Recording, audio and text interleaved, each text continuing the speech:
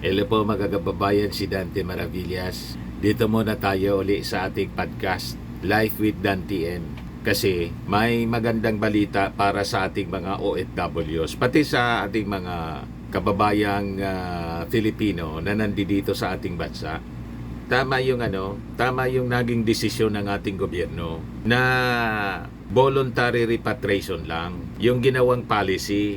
Kasi right now, ito po yung balita mga kababayan doon sa Middle East, especially sa issue ng Iran-Israel war, Israel-Iran war. Ayan o. So sabi dito sa balita, return to normalcy, most Pinoys to stay in Israel, Iran. Kahapon kasi sa interview kay Sara Duterte, kinikriticize niya yung ating Pangulong Bongbong Marcos na wala daw maayos na plano. Anong hindi maayos yung plano? Napakaganda ng ginawa na response ng ating presidente mga kababayan. At yung mga naipit na mga officials ng ating gobyerno, immediately napabalik po yung mga 21 local officials na study tour doon sa Israel, di ba? At yung mga Filipino na disgrasya, nasugatan sa pambobomba ng Iran po, immediately natulungan ng ating embassy, mga embassy officials. So patunay po na ang ating mga officials ay proactive. At yung response ng ating gobyerno mga kababayan ay tama lang base sa peligro na kinakaharap nila with the conflict between Israel and Iran. Kaya ito na ngayon yung balita. Yan yung ating mga kababayang OFWs. Yung sabi dito sa balita, the ceasefire that ended 12 days of war between Israel and Iran was going very well. President Donald Trump said on Wednesday, with nationals and residents of both countries, including Filipinos, eager for a return to normalcy in their daily lives. Ayon mga kababayan kay Philippine Ambassador to Israel, Eileen Minjola, some Filipinos who have previously enlisted for voluntary repatriation nag-back out na daw with a ceasefire in place. Kasi nga po, mas pipiliin nila siyempre na mag-stay kasi mataas yung sweldo nila doon, maganda yung kanilang trabaho, maganda yung mga employers na mga Hudyo, mataas kung magpasweldo, at mababait mga kababayan yung mga Israeli employers. Karamihan kasi sa mga kababayan natin doon, may mga inaalagaan po na matatanda at napamahal na rin po sa ating mga OFWs na caregivers po, yung kanilang mga inaalagaan. Ganon. Kaya yung mga suggestion na dapat force repatriation, hindi po yun na ginawa ng ating Pangulong Bongbong Marcos. Tama lang po. Kasi mas alam ng ating mga OFWs ang kanilang kalagayan. At mayroon naman tayo na mga nag-aasikaso ng mga embassy officials. So ito yung magandang balita para sa ating mga OFWs. So sabi dito po, we have a list of some 340 requests for repatriation. And of this number, we have been receiving calls to tell us they will back out because they prefer to stay here. Sabi po ni Ambassador Minjola. Since the ceasefire took effect, the situation has become normal. So today, coming to work, traffic was heavy. People were out and about walking. It's back to normal for Israel. Yung mga Israeli po, sanay na sanay sa kaguluhan kasi for thousands of years of their existence, lagi silang pinag-iinitan ng mga kalaban, ng mga Arabs, ng lahi ni Ismael, na half-brother ni Isaac. Kaya nasanay na po sila sa kaguluhan. At yung ating mga kababayang Filipino naman po, protected naman sa mga bomba kasi may mga bomb shelter sila po. Although yung iba sa tindi ng pagsabog po ng missile strike ng Iran, may mga na-injury. E nakita ninyo, despite sa matinding pag-atake po, pinaulanan ng mga missiles dahil po sa Iron Dome. May Iron Dome po sila, yung Israel. Although yung iba nakakalusot, kaya may mga injuries at may mga namatay pa rin sa mga Israelis plus yung mga siyempre, mga kabahayan, mga structures, mga buildings na nasira po. Pero yung Israel po, madaling mag-recover po. Yan ang ugali ng mga Israelis. Never silang sumusurrender sa ganitong mga hamon sa buhay, peligro. Sanay na sila. And with this normalcy mga kababayan, mas pinili na ng ating mga kababayan to stay para ipagpatuloy yung hanap buhay. So sabi po ni Midjola, some 20 Filipinos are set to return to the Philippines this week. These are people who also feel that they are safer back home and have no intention to return to Israel. Yan siguro mga kababayan, yung malapit doon sa mga explosions, sa mga impact sites, sa mga na-destroy na mga communities sa Tel Aviv, in other areas sa Israel po. Siyempre, traumatic yung kanilang experience kasi malapit sila doon sa mga tinamaan ng missiles. Normal sa kanila na bumalik na lang dito at hindi na bumalik dyan sa Israel. So naintindihan yon ng ating gobyerno. Pero may mga lugar, may mga nakita nga tayong video po, sabi nila, sobra naman yung mga pinapakita sa social media, sa TikTok.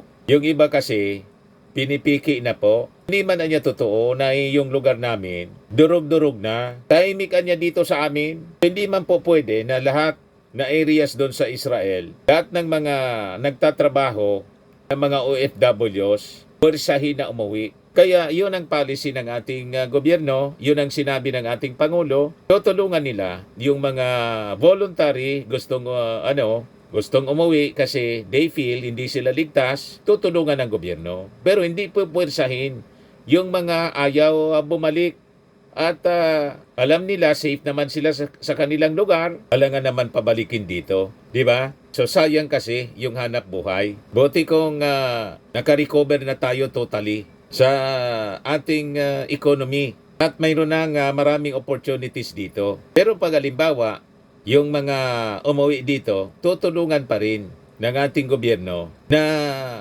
magkaroon sila ng hanap buhay. Yan naman talaga ang ginagawa ng ating gobyerno po. So sabi dito, as this developed, Iranian authorities announced the gradual easing of internet restrictions imposed during the war. The communications network is gradually returning to its previous state. Sabi po ng Revolutionary Guards Cyber Security Command in a statement na pinalabas ng media sa Iran. Trump insisted that US strikes resulted in the total obliteration of Iran's nuclear capabilities, setting the country's atomic program back by decades. They are not going to be building bombs for a long time, sabi ni Trump. Meanwhile, yung Israeli military nagsabi na it had delivered a significant hit to Iran's nuclear program but added that it was still early to assess the results of the operation. So yon mga kababayan, ang magandang balita para sa ating mga OFW. Sana kumalma na po si Ali Khamenei. Kaya lang, sabi nga natin, baka tinanggap yung ceasefire offer ng US ni Khamenei kasi po, alam niya, nasusunod siya yung buhay na niya mismo yung nakataya. But based mga kababayan sa history ng Iran, ginagamit lang po yung ceasefire para sa kanilang pag-rebuild ng puwersa. Ganon ang sistema niyan mga kababayan. Ito si Trump mga kababayan sa NATO conference. Pero dinidiscuss niya rito mga kababayan sa harap ng media yung sitwasyon ng ceasefire agreement between Israel and Iran. Are you interested in restarting negotiations with Iran? And if so, have they resisted? So, I'm not. The way I look at it, they fought, the war's done, and, I could get a statement that they're not going to go nuclear. We're probably going to ask for that, but they're not going to be doing it. But they're not going to be doing it anyway. They've had it. They've had it. Now, maybe someday in the future we'll want that. The door is open, but you're in no rush. Is that right? Sounds like the door is open, but I'll tell you what, look, we're going to talk to them next week with Iran. We may sign an agreement. I don't know. To me, I don't think it's that necessary. I mean, They had a war, they fought. Now they're going back to their world. I don't care if I have an agreement or not. The only thing we'd be asking for is what we were asking for before about we want no nuclear, but we destroyed the nuclear. In other words, it's destroyed. I said Iran will not have nuclear. Well, we blew it up. It's blown up. To kingdom come, and so I don't feel very strongly about it. If we got a document, wouldn't be bad. We're going to meet with them, actually. We're going to meet with them. Till kingdom come na daw, sabi ni Trump, hindi na makakabuo ng nuclear weapons yung Iran. Sana nga po, mga kababayan. O ngayon, may gusto ko akong i-share sa inyong nakaka-hindik-hindik na pangyayari, mga kababayan, dito sa amin. Ayan po. Nakakaawa ito. Patay ang isang bagong silang na sanggol mula Del Gallego, Camarines Sur nang maipit sa kadena at gulong ng motorsiklo. Yan o. Kapapanganak pa lang, mga kababayan, naipit sa kadena ng motorsiklo. Yan o. Yan yung report ng Bicol News. Babala, sensitibong balita, sabi ng Bicol News. Patay ang isang bagong silang na sanggol mula Del Gallego, Camarines Sur nang maipit sa kadena at gulong ng motorsiklo. Ayon sa impormasyon, kalalabas lang sa pagamutan ng sanggol at ina nito sa Tagkawayan, Quezon at pauwi na sana sa Del Gallego nang mangyari ang insidente. Nakaangkas ang ina kasama ang sanggol sa motor ng kanyang kinakasama nang lumaylay ang kumot na nakabalot sa sanggol at sumabit sa kadena hanggang sa mahila ang buong kumot kasama ang sanggol. Ininiklarang dead on arrival sa pagamutan ang sanggol. Yan po. Lumaylay yung kumot na nakabalot sa sanggol, naipit ng kadena, kaya nahila siya.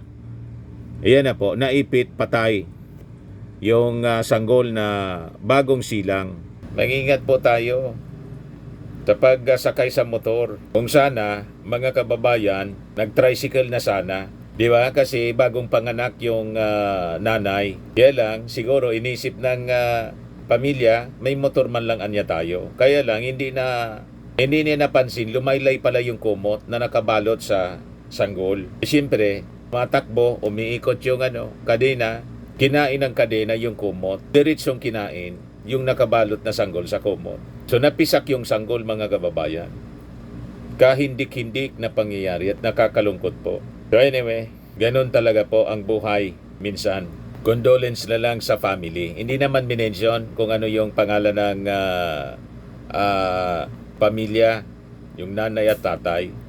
So that's all for now, mga kababayan, dito sa ating podcast, Life with Dan TM. So at least with this, medyo maganda na yung pakiramdam ng ating mga OFWs dyan sa Israel at saka sa Iran, kasi tumigil na po yung bakbakan, bombahan, mga kababayan, ng Iran at Israel. So kung hindi pa po kayo nakasubscribe dito sa ating channel, Life with Dan TM, click subscribe po ninyo. Salamat po. Bye-bye. God bless.